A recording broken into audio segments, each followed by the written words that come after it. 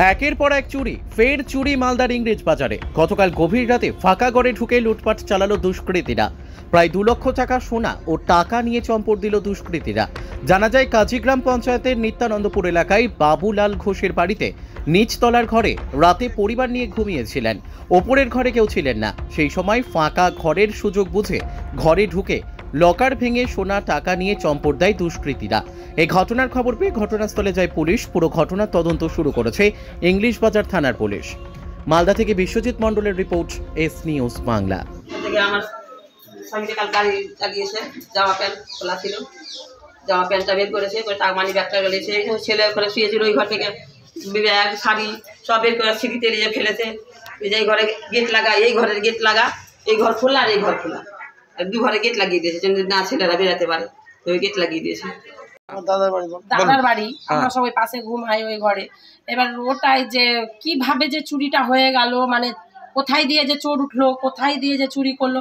এত জিনিস সব সোনাই সব ছিল, শাড়ি টাড়ি পিতলের জিনিস কিছু যত ছিল সব সোনাই নিয়ে গেছে, সোনা চাঁদি সব নিয়ে গেছে। কি মনে করছেন এখন হঠাৎ করে এই জনবসতি এলাকায় চুরি হয়ে গেল, ঘন জায়গায়? কিন্তু 2 বছর আগে কিছুদিন ওই বাগান পাড়াতে হয়েছিল, তো মোবাইল টোবাইল যত ছিল সব নিয়ে গেছিল। কিন্তু আমরা জীবনে ভাবতে পারি যে আমাদের বাড়িতে এরকম ঘটনাটা ঘটবে।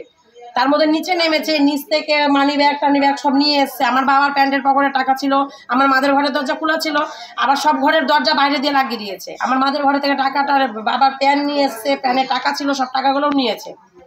আপনার নাম? আমার নাম মামুনি ঘোষ। কি হয়েছিল?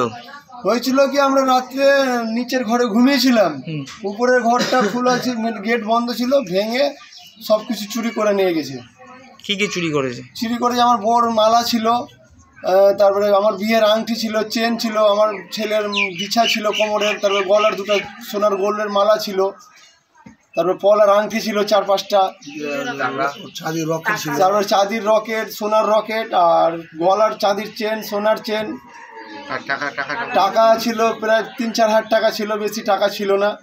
ডাক্তার দেখানোর জন্য রেখেছিলাম টাকাটা। পুলিশ এসেছিল, এসে স্যার তদন্ত করে গেল, দিয়ে বললো যে এখন তুমি থানাতে আসো, থানাতে ডায়েরি করো, দিয়ে দেখছি কেসটা কী। খুব কষ্ট করে করেছিলাম জিনিসটা, 26 বছর ধরে খেটে একটু করে জমি করে করেছি। আপনার নাম? আমার নাম অসীম ঘোষ।